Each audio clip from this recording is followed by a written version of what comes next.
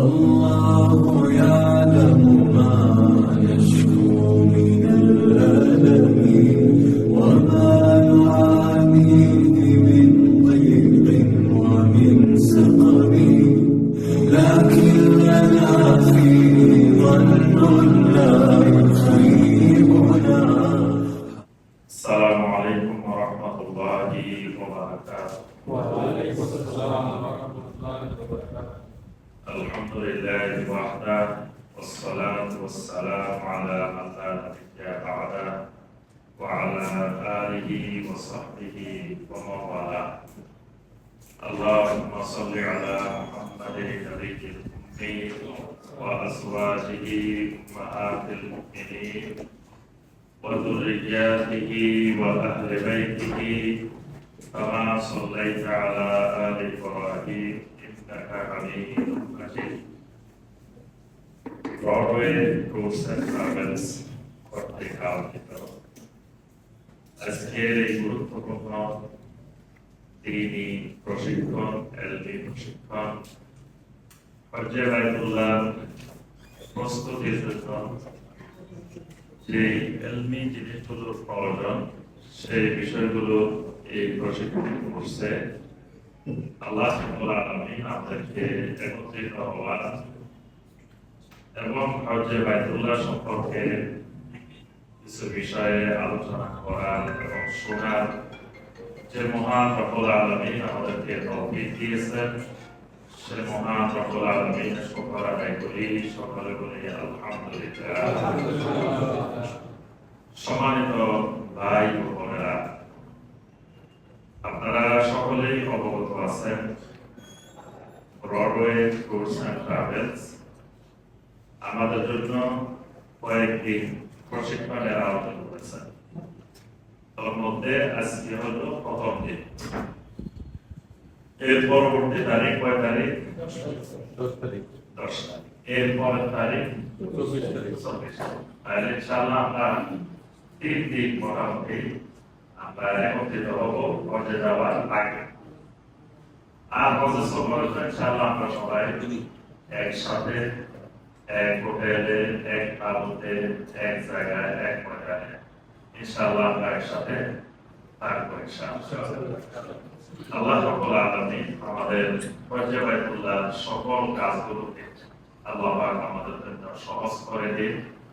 আল্লাহ রাব্বুল আলামিন আমাদের প্রত্যেকটি কাজ সুন্নাহর সাথে, ইখলাসের সাথে আল্লাহ পাক করার তৌফিক দান করুন।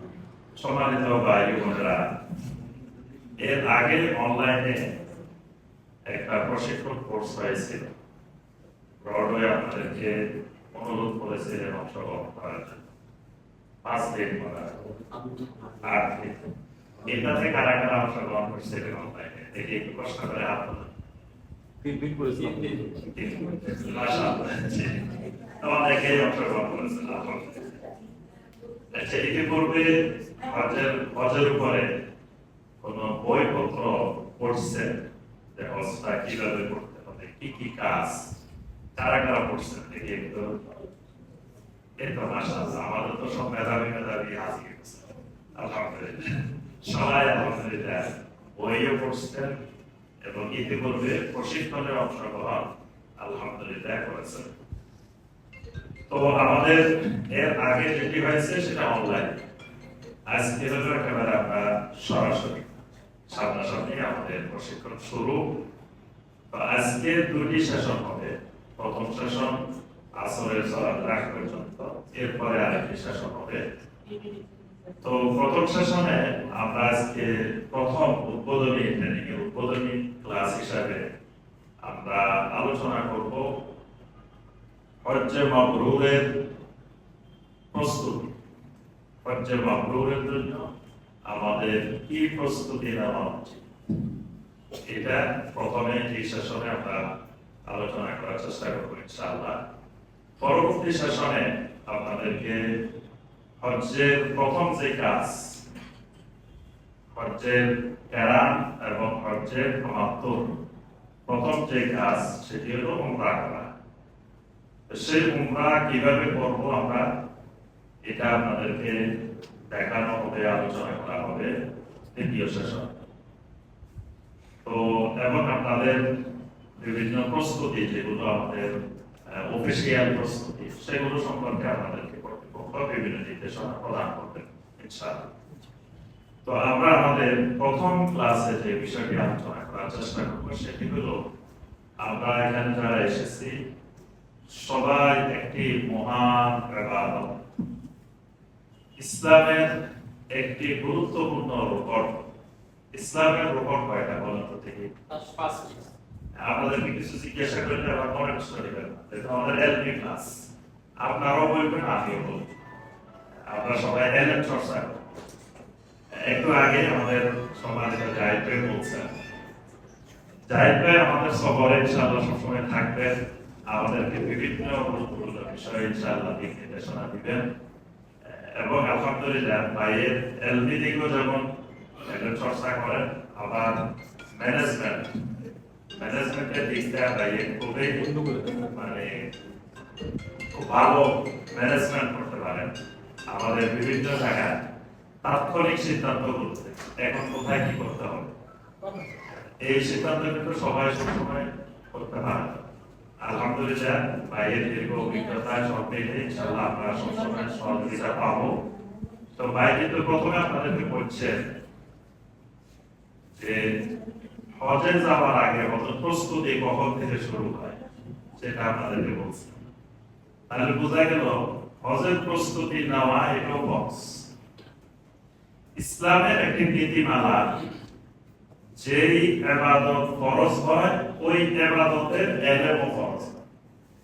যেমন ধরেন কারো করে নামাজ পড়া ফরজ, নামাজ পড়া যেদিন ফরজ হবে সেদিন নামাজের এলেমও ফরজ হয়। যেদিন ওযু করা ফরজ সেদিন তার উপরে ওযুর এলেমও ফরজ। যাকাত প্রদান করা যখন ফরজ, যাকাতের এলেমও তার উপরে ফরজ। এলেমবিহীন আমল করলে ওই আমল বাতিল হয়ে যায়। এলেমবিহীন আমল বাতিল হয়ে যায়। একজন ব্যক্তি নবী সাল্লাল্লাহু আলাইহি ওয়াসাল্লামের সামনে সালাত আদায় করলেন। তো সালাতের দুই সাজদার মাঝখানে ঠিকমতো বসেন নাই, রুকু থেকে ঠিকমতো দাঁড়ান নাই, আরো যা যা করার অনেক ভুল করছেন। সালাত শেষ, নবী সাল্লাল্লাহু আলাইহি ওয়াসাল্লাম তাকে ডাকলেন। ডেকে নবী সাল্লাল্লাহু আলাইহি ওয়াসাল্লাম বললেন, ইরজি ফাসাল্লি ফা ইন্নাকা লাম তুসাল্লি, তুমি যাও আবার সালাত আদায় করো, কারণ তুমি তো সালাতে আদায় করো নাই। নবী সাল্লাল্লাহু আলাইহি ওয়াসাল্লাম তাকে সালাত শিখাইছেন, কেমনে কেমনে আদায় করতে হবে। শেখানোর পর বলছেন তুমি যাও সালাত আদায় করো, তুমি তো সালাতে আদায় করো নাই। তো এই ব্যক্তি কিন্তু নবী সাল্লাল্লাহু আলাইহি ওয়াসাল্লামের সামনে সালাত আদায় করছেন, নবী সাল্লাল্লাহু আলাইহি ওয়াসাল্লাম দেখছেন, কিন্তু নবী সাল্লাল্লাহু আলাইহি ওয়াসাল্লাম বলছেন পাইটা কালাম তুসাল্লি, তুমি তো সালাতে আদায় করো।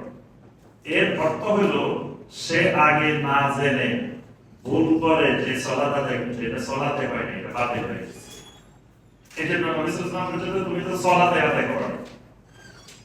এই কারণে প্রত্যেকটি আমলের সাথে, প্রত্যেকটি ইবাদতের সাথে ইলম ফরজ। যেই ব্যক্তির উপরে হজ করা ফরজ হবে, এই ব্যক্তির উপরে হজের ইলম শেখাও ফরজ। তাহলে হজের মধ্যে মৌলিকভাবে দুটি ফরজ, একটা হলো হজ করা মানে প্র্যাকটিক্যালি সরাসরি পড়া, আরেকটা হলো কিভাবে করতে হবে এগুলো ইলম শেখা। দুইটা জিনিস একসাথে ফরজ। বাস্তবে আপনি 9 তারিখে যুলহিজ্জা মাসের 9 তারিখে আরাফার ময়দানে হাজির হওয়া, এটাও যেমন ফরজ। আরাফার ময়দানে গিয়ে আপনি কি করবেন, কতক্ষণ থাকবেন, এখানে কাজ কি, এইটা শেখা, এটা জানা, এটা ফরজ। তাহলে আমরা আজকে যে সেশনটি, এটা আমাদের ফরজের একটি অংশ, ফরজের ইবাদতের অংশ, ইলমের অংশ। বাংলাদেশের অধিকাংশ আমাদের সম্মানিত হাজী সাহেবানেরা হজে যান, ইলমবিহীন হজে যান। একটু আপনারা দেখবেন, সরাসরি ওখানে গেলেই দেখবেন যে আমাদের হাজী সাহেবানদের অবস্থা। তার অর্থ হলো তারা ইলমবিহীন হজে চলে গেছে। তারা মনে করছেন ওখানে গিয়ে হজ শুরু হবে, ওখানে গেলে তো সব উনি করে ফেলতে পারেন, কোনো অসুবিধা হবে না। এটা করতে গিয়ে তারা অনেক মৌলিক ভুল করে আসেন এবং তারা হজের থেকে যা পাওয়ার কথা সেগুলো থেকে মাহরুম হয়েছে। এই জন্য আমাদেরকে আগেই প্রথমে হজে যাওয়ার আগে সকল প্রস্তুতির সাথে এটি একটি ফরজ প্রস্তুতি, সেটি হলো এলেম নিয়ে হজে যেতে হবে। এই জন্যই আজকে আমাদের এই আলোচনা। তো এই জন্য এলমের অংশ হিসাবে আমরা ইনশাআল্লাহ আরো আলোচনা হবে, সবসময় সব জায়গায় আলোচনা হবে, সব বিষয়ে আলোচনা হবে, আপনাদের প্রশ্নের আলোচনা হবে। আজকে যেটা আমরা বলছি আলোচনার বিষয় যে হজ্জে মাবরুরের প্রস্তুতি কিভাবে নিব, এটার উপরে আমরা একটু আলোচনা করব। তো প্রথমে আসি আমরা আপনাদেরকে প্রথম জিজ্ঞাসা করছিলাম যে ইসলামের রোকন কয়টি? ইসলামের রোকন 5। তো হজ হইল কয় নম্বর রোকন? 3 নম্বর। কেউ বলছেন 3, কেউ বলছেন 50। এটা 4 নম্বর আছে, 3 নম্বর হয়েছে, 4 নম্বর হয়েছে, 5 নম্বর হয়েছে। 1-2 এর মধ্যে মোটামুটি কারো মতামত নাই নাকি? 1-2 এর মধ্যে মতামত আসে। তো আসলে হাদিসে কোন হাদিসে হজ্জুল বাইত চতুর্থ রকম হিসাবে আসে, আর কোন হাদিসে পঞ্চম রকম হিসাবে আসে। নবী সাল্লাল্লাহু আলাইহি ওয়াসাল্লাম যে হাদিসগুলোতে বলছেন বলিয়াল ইসলাম আলা খামস, 5টি ভিত্তির উপরে ইসলাম প্রতিষ্ঠিত হয়েছে। এগুলোর মধ্যে কোন জায়গায় 4 নম্বরে বলছেন হজ্জুল বাইত, 5 নম্বরে বলছেন সাওমে রমাদান। আবার কোন জায়গায় সাওমে রমাদান আগে আর হজ্জুল বাইত পরে। তো এই জন্য আমরা বলতে পারি চতুর্থ বা পঞ্চম রকম। তো যেহেতু ফরজিয়তের দিক থেকে এটা সবার শেষে হয়েছে, আপনার ধরেন 5টি রকমের মধ্যে প্রথম রকম কি? 1 নম্বর রকম কি? কালেমা। 1 নম্বর রকম ঈমান না, কালেমা। কালেমা না। 1 নম্বর রকম শাহাদা, শাহাদাতে আল্লাহ ইলাহা ইল্লাল্লাহ ওয়া আন্না মুহাম্মাদার রাসূলুল্লাহ। অর্থাৎ তাওহীদ রিসালাতের এই বাক্যকে সাক্ষ্য দেওয়া, স্বীকৃতি দেওয়া, ঘোষণা দেওয়া, এটা হলো ইসলামের 1 নম্বর। এটার মাধ্যমে আপনি ইসলামে ঢুকছেন, ঈমানে এখনো ঢুকেন নাই। আচ্ছা, আগে মানুষ মুসলিম হয় না মুমিন হয়? আগে মুসলিম হয় তারপরে মুমিন হয়। আগে মুসলিম হতে হয় তারপরে মুমিন। এই জন্য আল্লাহ সুবহানাহু ওয়া তাআলা সূরা হুজুরাতের মধ্যে বলছেন ওয়াকালাতিল আ'রাবু আমান্না কুল লাম তু'মিনু ওয়ালাকিন কুলু আসলামনা ওয়ালাম্মা ইয়াদখুলিল ঈমানু ফী কুলুবিকুম।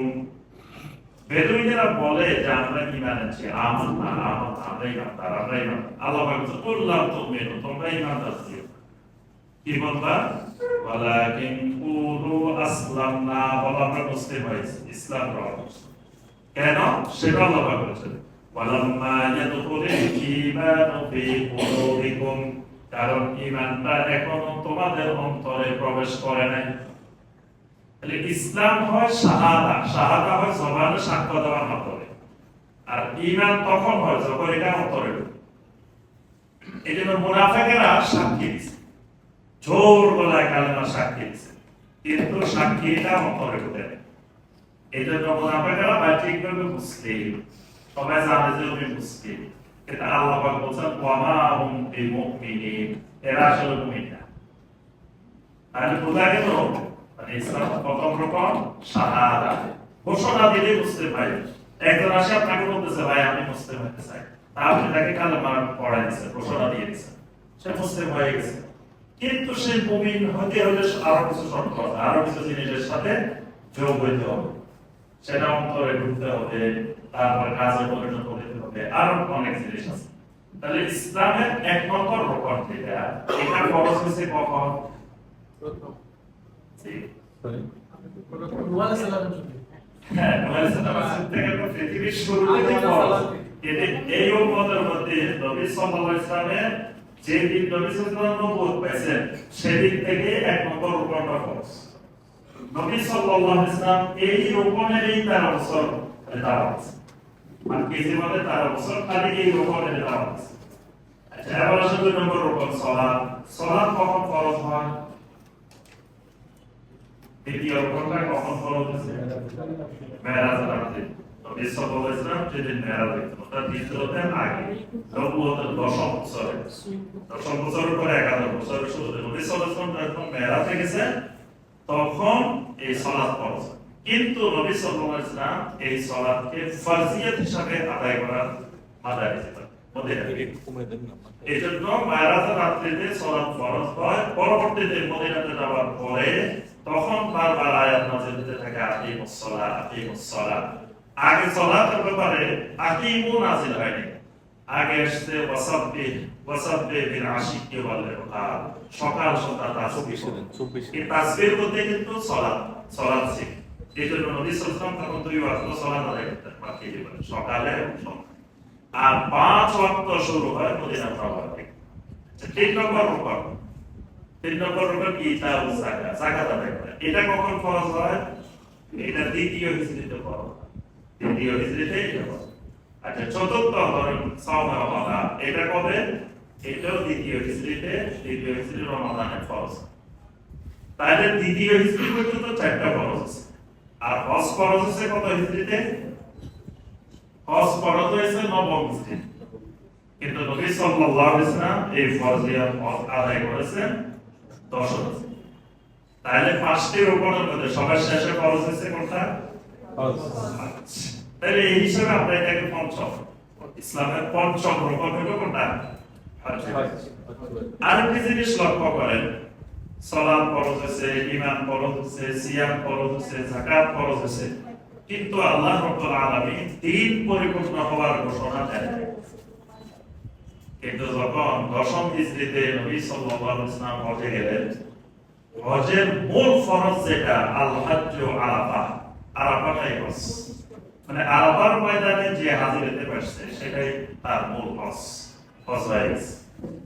এখন ওই আরাফার ময়দানে 10ম হিজরি 9 জিলহজ তারিখে আল্লাহ রাব্বুল আলামিন সূরা আল মাইদার 3 নম্বর আয়াতে কারিমা নাযিল করে দিন পরিপূর্ণ হওয়ার ঘোষণা দিয়েছেন। আল্লাহ পাক ঘোষণা দিয়েছেন, আল ইয়াওমা আকমালতু লাকুম দীনাকুম ওয়া আতমামতু আলাইকুম নি'মাতি ওয়া রাদিতু লাকুমুল ইসলাম দীনান। আল ইয়াওমা আকমালতু লাকুম দীনাকুম, আজকে এই দিনে তোমাদের জন্য তোমাদের দিনকে পরিপূর্ণ করে দিলাম। সুবহানাল্লাহ। তাহলে আগে ইসলামের সব বিধান ফরজ হয়েছে, কিন্তু দিন পরিপূর্ণ হয় নাই। আল্লাহ পাক দিনটাকে পরিপূর্ণ করছেন কি দিয়ে? হজ। তাহলে বোঝা যায় আমরা জীবনে যত ইবাদত করছি এখনো দিনে পরিপূর্ণ হয়নি। হজ্জে বাইতুল্লাহর মাধ্যমে, এই ইবাদতের মাধ্যমে আমাদের পরিপূর্ণ দিন পালনের সুযোগ হয়। তাহলে আমরা বুঝতে পারি যে হজ্জে বাইতুল্লাহটা আমাদের জীবনে প্রথম একটি গুরুত্বপূর্ণ বিষয়। আরেকটি বিষয় আমার ভাইয়েরা আমার করে না, দেখেন বাংলাদেশে যত মুসলিম আছে, যত কোটি মুসলিম ভাই বোন বসবাস করে, প্রত্যেক মুসলিম ভাই বোন সারা জীবন আল্লাহর কাছে দোয়া করে, প্রতিনিয়ত দোয়া করেন, আল্লাহ আপনার ঘরটা না দেখায় আমার মৃত্যু দিয়ে না, আল্লাহ আপনার ঘরটা না দেখায় আমার মৃত্যু দিয়ে না, আল্লাহ জীবনে একবার হলেও আপনার ঘরটা দেখার সুযোগ দেন। সবাই দোয়া করে, সবাই আকাঙ্ক্ষা করে, কিন্তু আল্লাহ রাব্বুল আলামিন সবাইকে কিন্তু সেখানে যাওয়ার সেই সৌভাগ্য, সেই তৌফিক দেন। তাহলে বোঝা যায় যে আল্লাহ রাব্বুল আলামিনের এই মেহমান হওয়ার জন্য আল্লাহ পাক সবাইকে কবুল করেন না, সবাইকে বাছাই করেন না। আল্লাহর এই কোটি কোটি বান্দাদের মধ্য থেকে কিছু বান্দাদেরকে আল্লাহ সুবহানাহু ওয়া তাআলা আল্লাহর মেহমান হওয়ার জন্য কবুল করেন। আর এই 2025 সালে যারা আল্লাহর মেহমান হবে, 1446 হিজরির হজে যারা আল্লাহর মেহমান হবে, সেই দাওয়াত আমরাও পাইছি আলহামদুলিল্লাহ। কোটি কোটি মানুষের মধ্য থেকে আমরা বাংলাদেশ থেকে মাত্র 87,000 মানুষ আল্লাহ পাক এই দাওয়াত পাইছি আল্লাহর মেহমান হওয়ার জন্য। তাহলে আল্লাহ রাব্বুল আলামিনের মেহমান হওয়া, এত কোটি মানুষকে আল্লাহ সৌভাগ্য দেন, সেখান থেকে মাত্র আমাদের এই মানুষগুলোকে আল্লাহর মেহমান হওয়ার জন্য আল্লাহ পাক আমাদেরকে দাওয়াত দিয়েছে। আল্লাহর মেহমানদের তালিকায় আমাদের নাম অন্তর্ভুক্ত হয়েছে। এটা আমাদের জীবনের সবচাইতে সৌভাগ্যের ব্যাপার। এখন আল্লাহর মেহমান হয়ে আমরা সেখানে যাবো। আল্লাহর মেহমান হয়ে যাওয়ার আগে কিছু প্রস্তুতির ব্যাপার আছে। এই প্রস্তুতির জন্য আজকের এই আমাদের ট্রেনিং প্রশিক্ষণ এই কোর্স। কিভাবে আমরা আল্লাহর মেহমান হিসেবে আল্লাহর বলে যাব, কিভাবে আমাদের দিকটা পরিপূর্ণ হবে, কিভাবে আমরা হজ্জে বাইতুল্লাহর মাধ্যমে আমাদের বাকি জিন্দেগি আমরা সংশোধন করে নিব, এটাই হলো আমার আজকের আলোচনার এই সংক্ষিপ্ত আলোচনার মুখ্য বিষয়। আসলে আমরা বলছি যে হজ্জে মাবরুরের প্রস্তুত। প্রথম আসি হজ্জে মাবরুর কি। প্রথম বুঝতে হবে হজ্জে মাবরুর। আল্লাহ রাব্বুল আলামিন এই হজ অনেক মানুষকে দিয়ে করা। দাওয়াত কিন্তু অনেক মানুষ পায়। এই ৮৭,০০০ ধরেন দাওয়াত পাইছে বাংলাদেশ থেকে, আরো বিভিন্ন দেশ থেকে আল্লাহ দাওয়াত দিচ্ছে। দিতে দিতে ২৫ লাখ, ৩০ লাখ, ৪০ লাখ এরকম আল্লাহর মেহমান আরাফার ময়দানে হাজির হয়। একটা মাত্র দিন আছে যেই দিন সমস্ত হাজিরা এক ময়দান, বাকি যে অজর ৪০-৪৫ দিন সব হাজি এক জায়গায়, সবাই ছড়িয়ে ছিটিয়ে আছে। কেউ মক্কা আছে, কেউ মদিনা আছে, কেউ এখানে আছে, কেউ ওখানে আছে, সব এক জায়গায়। কিন্তু একটা দিন আছে সেই দিন একবার সমস্ত হাজি, ধরো ৩০ লাখ হলে ৩০ লাখ, ৪০ লাখ হলে ৪০ লাখ, সবাই এক ময়দান, ৯ তারিখ আরাফার ময়দান। এই যে মানুষগুলো যাবে, সব মানুষগুলো হজ করবে, কিন্তু সবাই হজ্জে মাবরুর হবে না। হজ্জে মাবরুর হইতে হইলে কিছু শর্ত আছে। ধরেন আবু জাহেলরা হজ করছে না? আবু জাহেল কিন্তু অনেক বড় হাজি। খালি হাজি না, হজের ব্যবস্থাপক। হাজিদেরকে পানি পান করাইতো, হাজিদের খাওয়ার ব্যবস্থা করতো, হাজিদের সব ব্যবস্থা করাইতো এবং নিজেরা হজ করতো। আবু জাহেল, আবু লাহাব, মুশরিকরা সবাই কিন্তু হজ করতো, প্রতি বছর হজ করতো। এবং হজের সময় কি করতো? তারা আল্লাহর ঘরে তাওয়াফ করার সময় কাপড় চোপড় বিহীন তাওয়াফ, তারা হারামের সীমানার বাহিরে কাপড় চোপড় রেখে মহিলাদেরকে রাত্রিবেলা, পুরুষদেরকে দিনের বেলা। আবার ওইদিকে বদল ছিল, একসাথে আসতো, মানে পুরুষেরা আসতো দিনের বেলায়, মহিলাদেরকে পাঠাইতো রাত্রিবেলা। মহিলারা রাত্রে তাওয়াফ করতো, পুরুষেরা দিনে তাওয়াফ করতো। তারপরে এই আরাফার ময়দানে যাইত। তারপর আপনার একসঙ্গে গিয়ে তারা আরাফা বন্ধ করে দিচ্ছে, মুজদালিফা পর্যন্ত গিয়ে আবার চলে আসছে। এই জন্য আল্লাহ বলেন সুম্মা আফিদু মিন হাইথু আফাদান নাস, মানুষেরা যেখান থেকে ফাদা করে তোমরাও সেখান থেকে প্রত্যাবর্তন করো। কিন্তু নবী সাল্লাল্লাহু আলাইহি ওয়াসাল্লাম এদের সাথে হজ করছে না। নবী সাল্লাল্লাহু আলাইহি ওয়াসাল্লাম মুশরিকদের সাথে হজ করছে, হজে গেছে। তো মুশরিকরা সবাই মুজদালিফার এখানে বসে গেছে, কিন্তু নবী সাল্লাল্লাহু আলাইহি ওয়াসাল্লাম আরাফাতে গেছে। ওই সময় মানে যে সময় নবী সাল্লাল্লাহু আলাইহি ওয়াসাল্লাম নবুয়ত পান নাই, নবুয়তের আগে, সেই সময় নবী সাল্লাল্লাহু আলাইহি ওয়াসাল্লাম আরাফাতে গিয়ে আরাফাত থেকে ফিরে আসছে। তো এই জন্য আল্লাহ বলেন সুম্মা আফিদু মিন হাইসু আফাদান নাস। আমি যে কথাটা বলছিলাম, দেখেন তারা তো হজ করছে, তাদের হজ কি হজে মাবরুর হয়েছে? হয় নাই। তাহলে বোঝা গেল এটা কিয়ামত পর্যন্ত কত মানুষ কত রকমের হজ করবে, কিন্তু সবার হজ হজ্জে মাবরুর হবে। হজ্জে মাবরুর হলে লাভটা কি? নবী সাল্লাল্লাহু আলাইহি ওয়াসাল্লাম বলেন আল উমরাতু ইলাল উমরা কাফারাতুল লিমা বাইনাহুমা।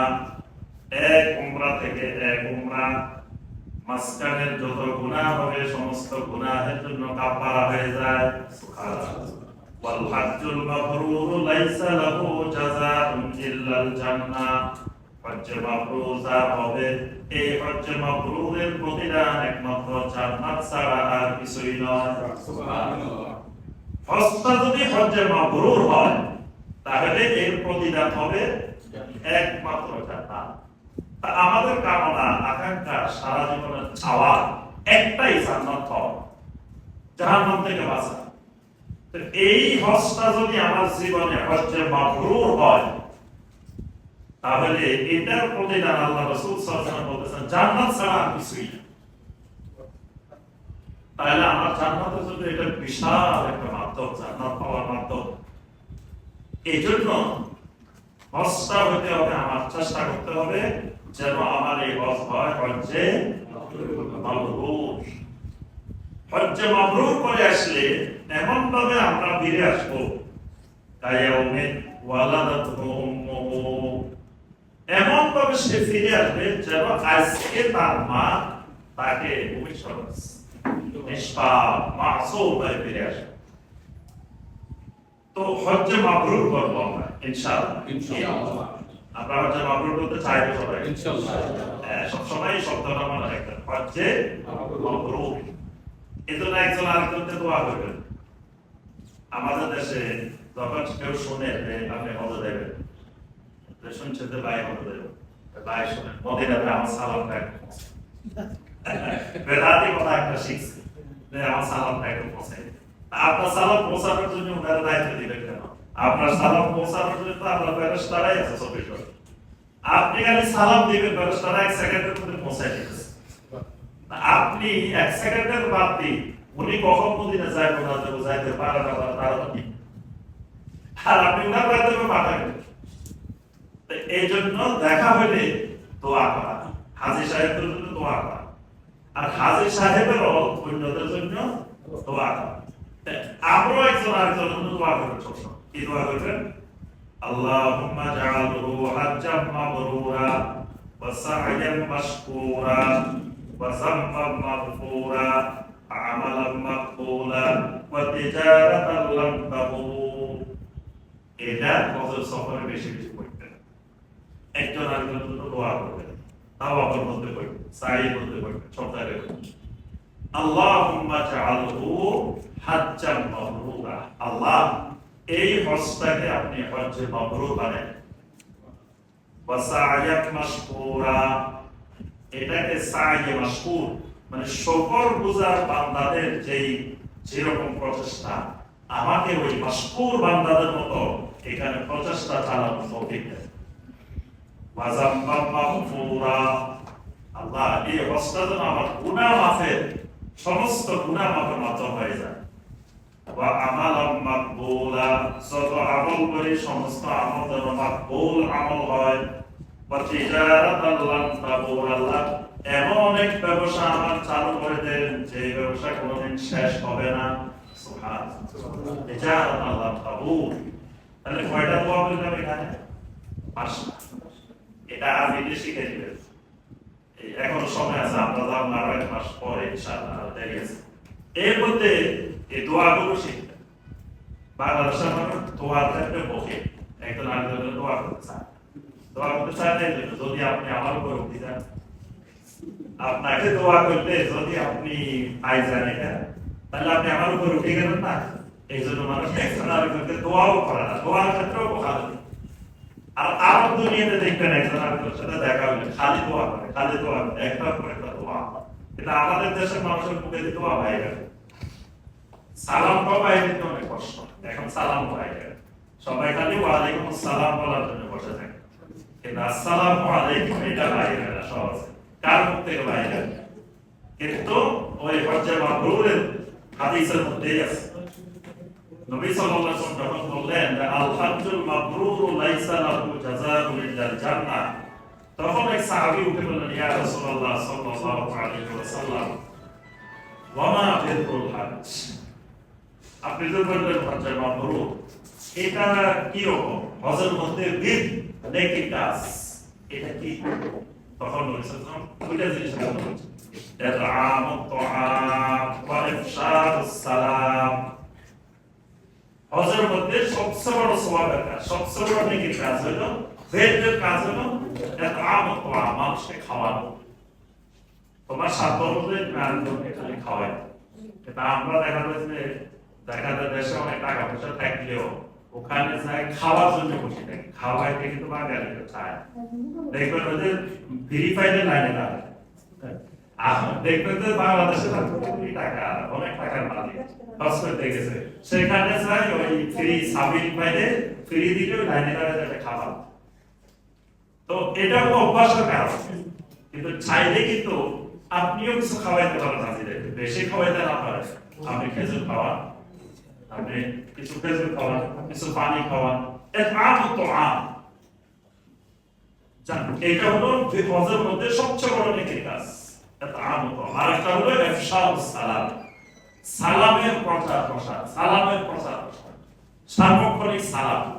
এই একটা ফিডারের আড়াল হবে আবার সালাম, একটা ফিডারের আড়াল হবে আবার সালাম, যতবার দেখা হবে সালাম, গাড়িতে উঠবেন সালাম, গাড়িতে তারপর রুমে ঢুকবেন সালাম, সার্বক্ষণিক সালাম, ইফশাউস সালাম।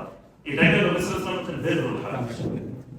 তাহলে যে কথাটা আমরা বলছিলাম যে একজন আরেকজনের জন্য কি দোয়া করব, পাঁচটা দোয়া, এটা নিজের জন্য এবং আমরা সবার জন্য। কি কি দোয়া? এক নম্বরটা হলো আল্লাহুম্মা জাআলহু হাজ্জাম মাবরুরা। এটা পাবেন আপনি ইন্টারনেটে সার্চ দিতে পারবেন, যেমন বইতে পাবেন আল্লাহুম্মা জাআলহু হাজ্জাম মাবরুরা, হজ্জ মাবরুরের দোয়া। দুই নম্বর ওয়াসা'য়াম মাশকুরা। তিন নম্বর ওয়াজাম্বা মাগফুরা। চার নম্বর আমালাম মাকবুলা। পাঁচ নম্বর তিজারাতাল লাহ। এবার আসি, তাহলে হচ্ছে মাবরুর হতে হবে আমাদের হজটা। যেই হজে জান্নাত পাওয়া যাবে, যেই হজে মাসুম পাওয়া যাবে, সেটার নাম হচ্ছে মাবরুর। এই হজ্জে মাবরুর করার জন্য আমাদের প্রস্তুতি দরকার। প্রথম কথা, হজ্জে মাবরুর কাকে বলে? হজ্জে মাবরুর বলা হয় ওয়া হুয়াল্লাযী লা ইউখালিতুহু শাইয়্যুম মিনাল মাকসাদ। হজ্জে মাবরুরের সংজ্ঞা হলো এমন একটি হজ, লা ইউখালিতুহু শাইয়্যুম মিনাল মাকসাদ, যেই হজের মধ্যে কোনো গুনাহ মিশ্রিত হয় না। এমন একটা হজের নাম হজ্জে মাবরুর, যেই হজের মধ্যে কোনো গুনাহ মিশ্রিত হবে না। এটাকে বলা হয় হজ্জে মাবরুর। আচ্ছা, আবার কেউ কেউ বলছেন মাবরুর আই মাকবুল, যে হজ কবুলিয়ত হজ, এটার নাম হচ্ছে মাবরুর। মানে যার হজ কবুল হবে ওই হজটার নাম হচ্ছে মাবরুর। হজ্জে মাবরুর মানে হজ্জে মাকবুল। আবার কেউ কেউ বলছেন হজ্জে মাবরুর মানে যেই হজটা হবে খালিসান লিল্লাহি আযজা ওয়া জাল্লা, যেটা একেবারে খালিস নির্ভেজাল একমাত্র আল্লাহর জন্য হবে, সেটার নাম হচ্ছে মাবরুর। এভাবে বিভিন্ন আহলুল ইলম হজ্জে মাবরুরের সংজ্ঞা দিয়েছেন, এটা হচ্ছে মাবরুর।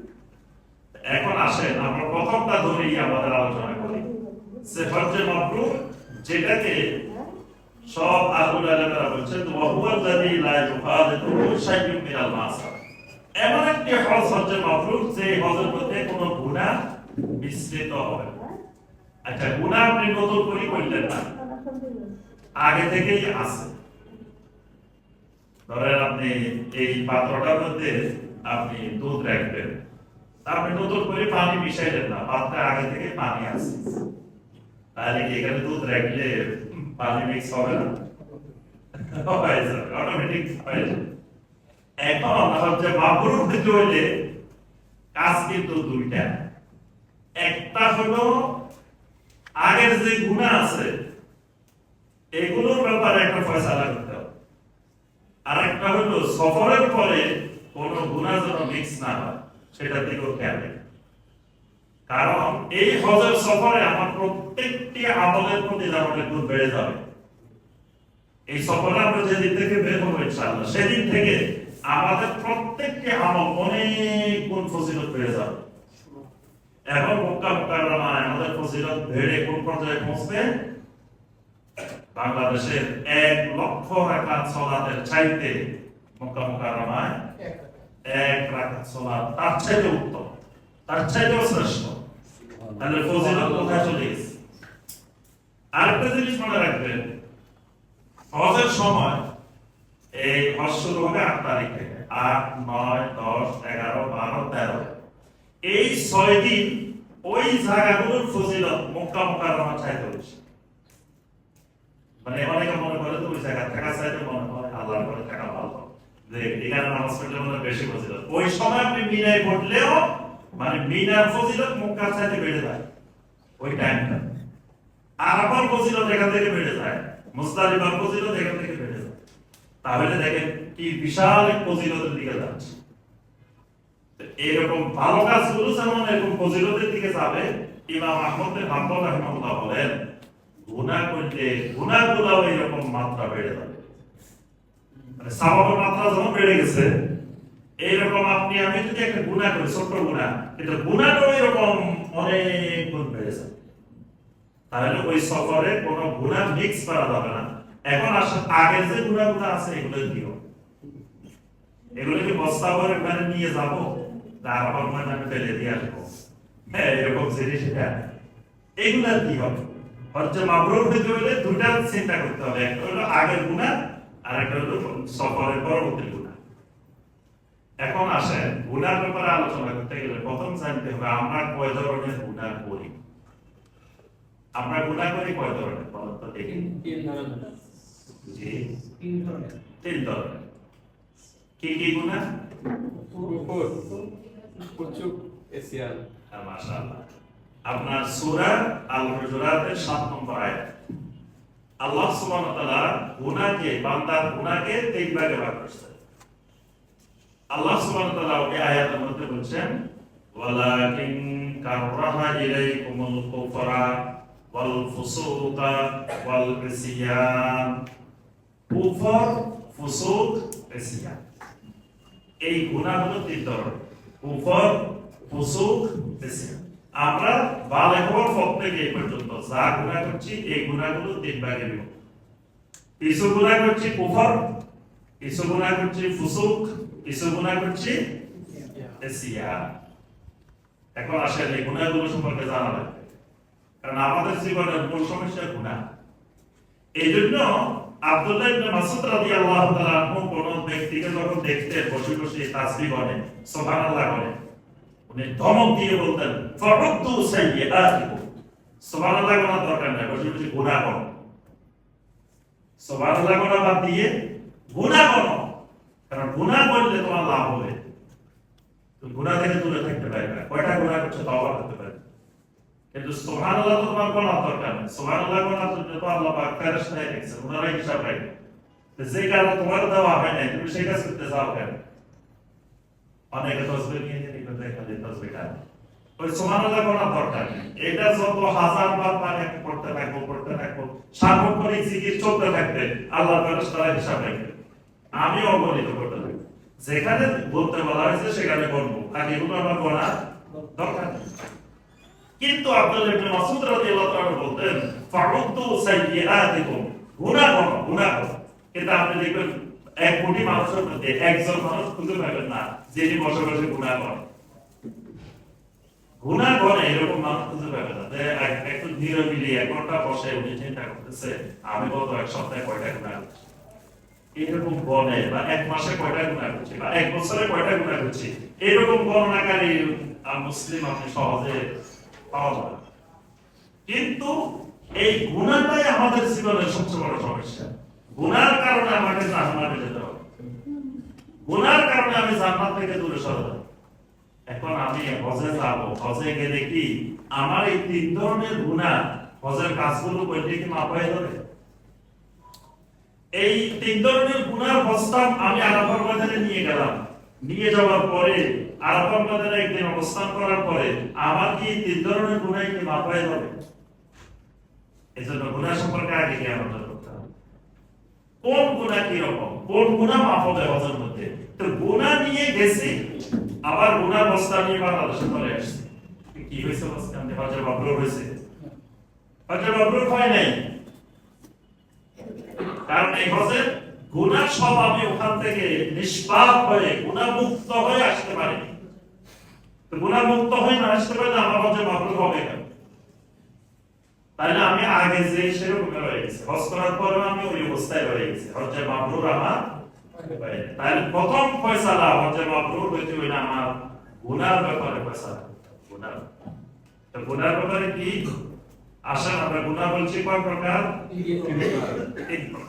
1 নম্বর গুনার নাম কি? কুফর। আচ্ছা, এখন আসে কুফরের গুনাহ কোনগুলা? এগুলা চিনা লাগবে। কুফরের গুনাহ 4 রকমের গুনাহকে কুফরের গুনাহ বলে। কয় রকমের গুনাহ? চার। চার। একটা গুনাহ আছে কুফরে আকবার, একটা গুনাহ আছে শিরকে আকবার, একটা গুনাহ আছে নিফাকে ইতিকাদি, আকীদার নিফাক, আর একটা গুনাহ আছে বেদাতে ইতিকাদি, আকীদার বেদাত। এই চার রকমের গুনাহ করার নাম কুফর। এই গুনাহ যদি কেউ একটা করে, এই চার রকমের গুনাহ যদি কেউ একটা করে, তার ঈমান চলে যাবে, সে কাফের হয়ে যাবে। প্রথম কথা, তার ঈমান শেষ, সে কাফের। এখন এই গুনাহ করি সে যদি 100 বার হজ করে, তার কি হজে মাবরুর হবে? কোন সম্ভাবনা নাই। এখন ঈমানে নাই, হজ হলো কেন? কারণ হজ হইতে হইলে তো আগে ঈমান লাগবে, ঈমানের পরে হজ। ঈমান নাই, হজে নেই, হজে তার কিছুই হবে না। সে খালি পিকনিক করে আসবে, ঘুরে আসবে, কারণ তার ঈমানে নাই। ঈমান না থাকলে হজ হবে। এই কুফরের গুনাহ বান্দার ঈমানকে নষ্ট করে দেয়, ঈমান ভেঙে দেয়। 2 নম্বর, সারা জীবন যত আমল করছে সমস্ত আমল নষ্ট হয়ে যায়।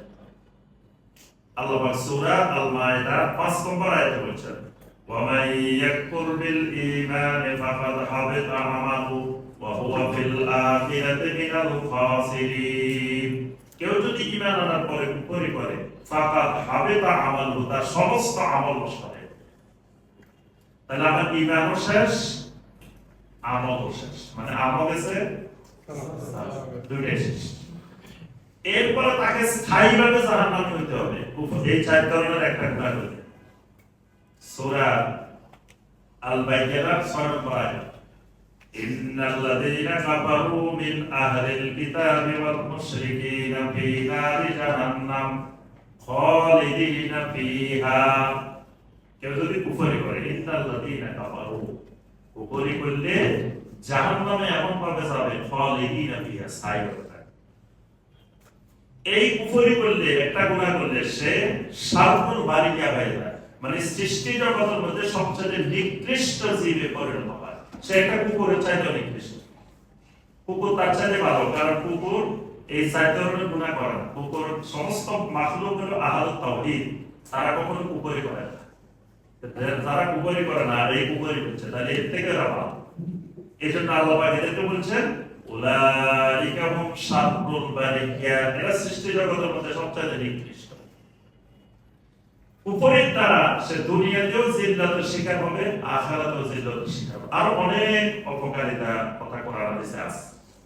এখন 4টা গুনাহ বলছি না, এই 4টা গুনাহ চিনা লাগবে। কুফরের গুনাহগুলো প্রথমটা হচ্ছে কুফরে আকবার। কুফরে আকবার কোন গুনাহ না? যেমন ধরেন কোরআনে কারিমের প্রথম থেকে শুরু করে শেষ পর্যন্ত একটা আয়াত, একটা শব্দ যদি কেউ অস্বীকার করে, যদি কেউ বলে পুরা কোরআন মানি, তবে আয়াত এটা আমার কাছে ভালো লাগতেছে না। কোরআনে কারিমের মধ্যে আছে, ওয়াসারিকু ওয়াসারিকাতু ফাকতাহু আইদিয়াহুমা, চোর এবং চোরিনী যদি চুরি করে তাদের কি করো?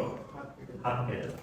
একজন যদি বলে কোরআনে সব ভালো লাগে, কিন্তু আয়াত এটা তো ভালো লাগতেছে না, এটা হাত কেটে দেওয়া এই আধুনিক যুগে, সভ্যতার যুগে এটা কেমন হয়? এই লোকের ঈমান শেষ, এটা কুফরে আকবার, সে কাফের হয়ে গেছে। কেউ মনে মনে প্রকাশ্যে বলতেছে না, মনে মনে এটা মেনে নিতে পারতেছে না, কয় এটা আজকের জামানায় এটা প্রযোজ্য না, এটা নবী সাল্লাল্লাহু আলাইহি ওয়াসাল্লামের যুগে ঠিক ছিল, কিন্তু এখনকার যুগে এটা হয়। কোরআনের আয়াত, আয-যানিয়াতু ওয়াজ-যানি ফাজলিদু কুল্লা ওয়াহিদিন মিনহুমা মিয়াতা জালদা, জানাকারী জানাকারিনী যদি এরকম জানা করে, তাহলে তাদের কি করো? অবিবাহিত হইলে 100 বেতন রাখা। এখন কেউ যদি বলে যে এটা আমার কেমন, এটা হইতে পারে না, সভ্য সমাজে এটা চলতে পারে, কুফরে আকবার। কেউ যদি বলে যে, কেউ যদি একজনকে আপনি বললেন ভাই সুদ খাইয়েন না, আমি এখন সুদ ছাড়া চলা যায়, এই জামানায় সুদ পাতে থাকতে পারে, এটা কুফরে আকবার, এর উপর ঈমান চলে গেছে।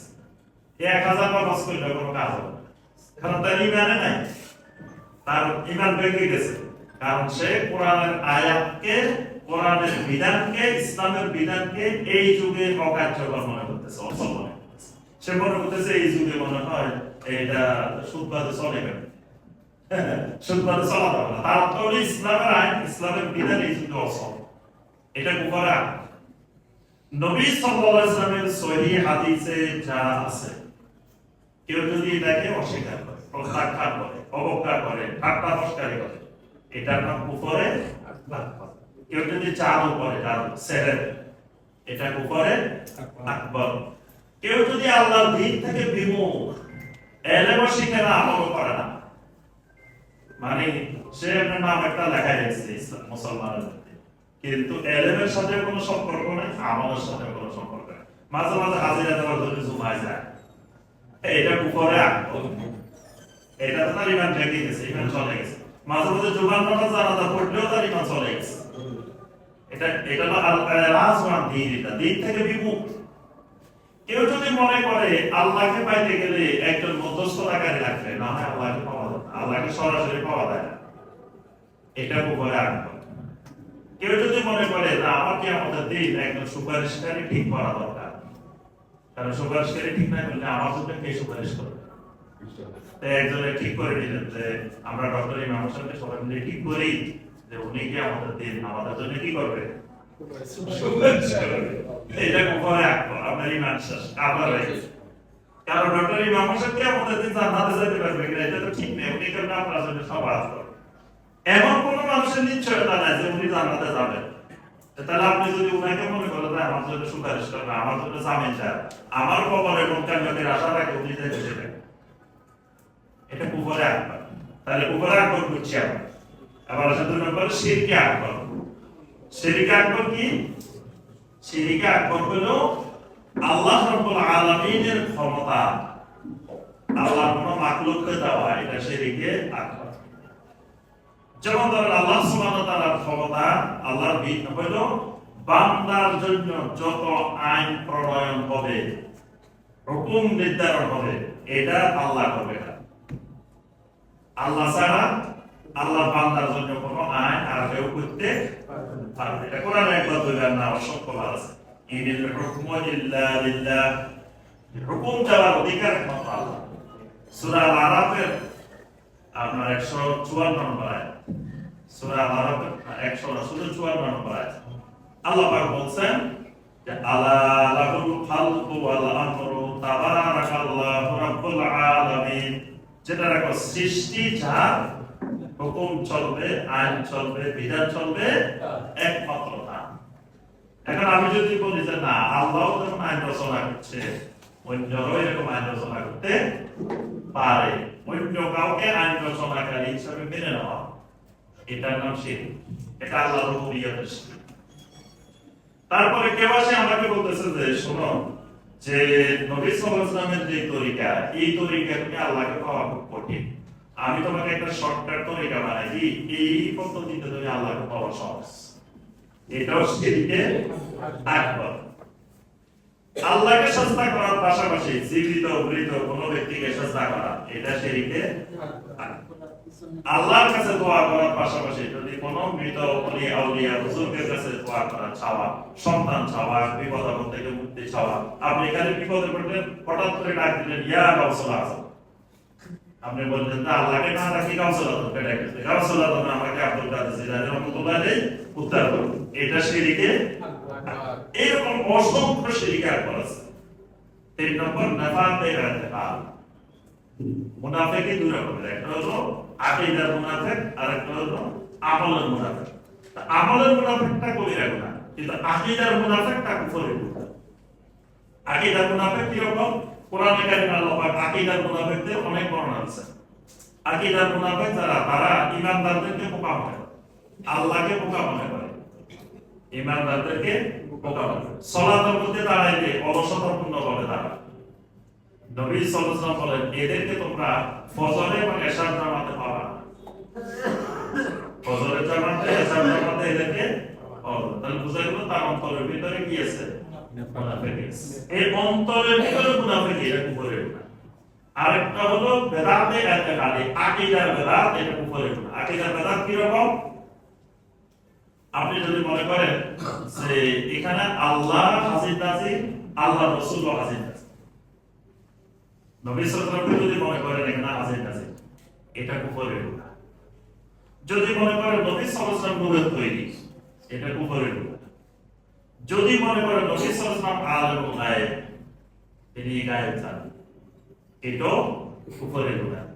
এরকম অসংখ্য নতুন নতুন আকীদা মানে যেগুলো পরবর্তীতে সৃষ্টি হয়েছে। আপনি যদি মনে করেন যে কোরআন মাখলুক, এরকম অসংখ্য আকীদার বেদাত আছে, তাহলে এই 4 রকমের গুনাহ আমাদের একটা হবে কি গুনাহ? কুফরের গুনাহ। এখন এই গুনাহ যদি কেউ করে তাহলে তাকে হযরত আবার আগে কি করতে হবে? নতুন করে ইমান আনতে হবে। আপনি ইমান নাই চেষ্টা করতে কি করবে? তাহলে তার কাজ হলো এইরকম গুনাহ, এই 4 ধরনের যে গুনাহর কথা আমরা বললাম, কুফরে আকবর, শিরকে আকবর, নাফাকে ইতিকাদি আর বেদাতে ইতিকাদি, এই 4 রকমের গুনাহ যদি কারো থাকে তাহলে হজে যাওয়ার আগে তাকে পুনরায় নতুন করে ইসলাম গ্রহণ করতে হবে, ইমান আনতে হবে। তার ইমান চলে গেছে, সে কুফরি গুনাহ করছে। তাহলে এই গুনাহের জন্য আপনি আলাদা ময়দানে যাই তো কানাকাটি করার লাভ হবে না, কারণ আপনার এখন ইমানে আসে না। তারপর আপনার আলাদা ময়দানে যাই, আলাদা ময়দানে তাও যায় রয়েছে, কাফের রয়েছে, মুশরিক রয়েছে, যুগে যুগে। সুতরাং মানে গেলেই যে আপনার এই কুফরের গুনাহ ক্ষমা হবে না, কুফরের গুনাহের জন্য নতুন করে ওই গুনাহ ছেড়ে দিয়ে আবার নতুন করে ইমান আনতে হবে। আচ্ছা, এটা একটা। আবার আসলে 2 নম্বর গুনাহ। 2 নম্বর গুনাহ হলো ফুসুক। ফুসুক মানে কবিরা গুনাহ।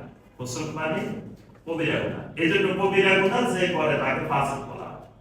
কবিরা গুনাহ যে করে তার নাম ফাসিক, কারণ কবিরা গুনাহকে বলা হয় ফুসুক। আচ্ছা, এবার বলবেন কবিরা গুনাহ কয়টা? কবিরা গুনাহ কয়টা? এটা কোনদিন শুনছেন?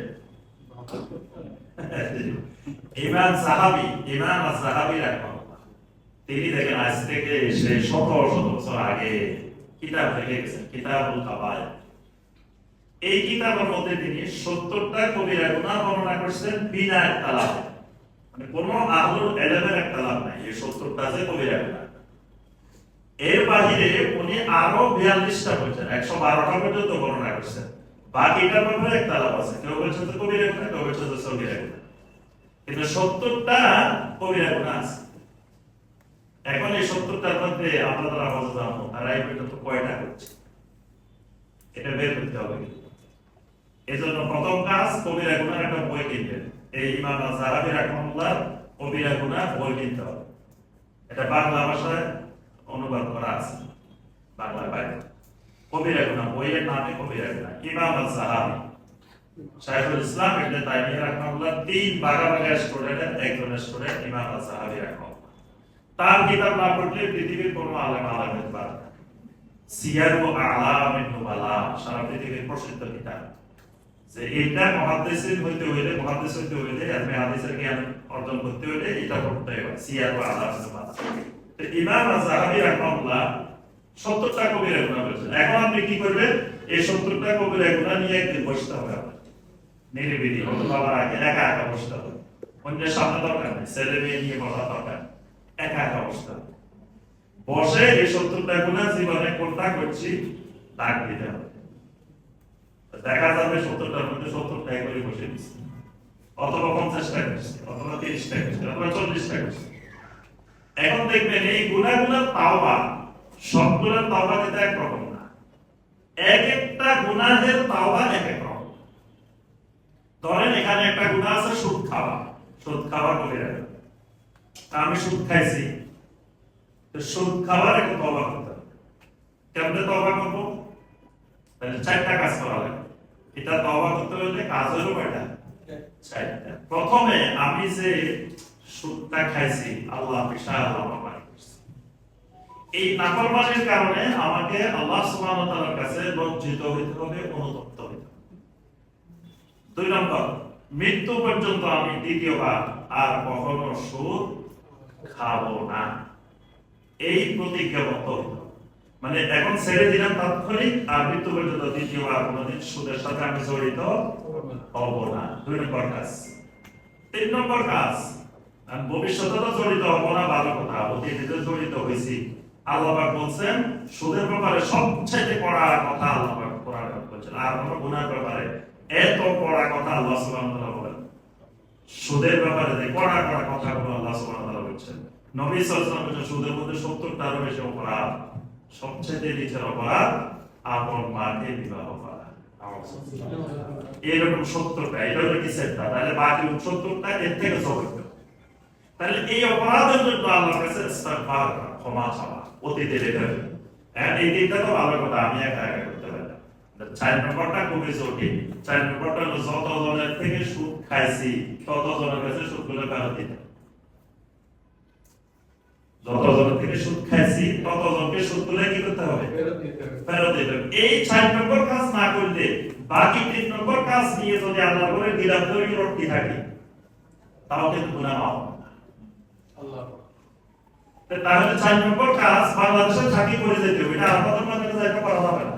আর আমাদের মধ্যে ওদেরকে পাইবেন না, যাদের থেকে সুদ খাইছি তাদেরকে আমি আমাদের মধ্যে কই পাবো। তাহলে আমার মধ্যে যাওয়ার আগে আমার কাজ এখন বুঝে বুঝে বের করতে হবে কার কাছ থেকে সুদ খাইছি।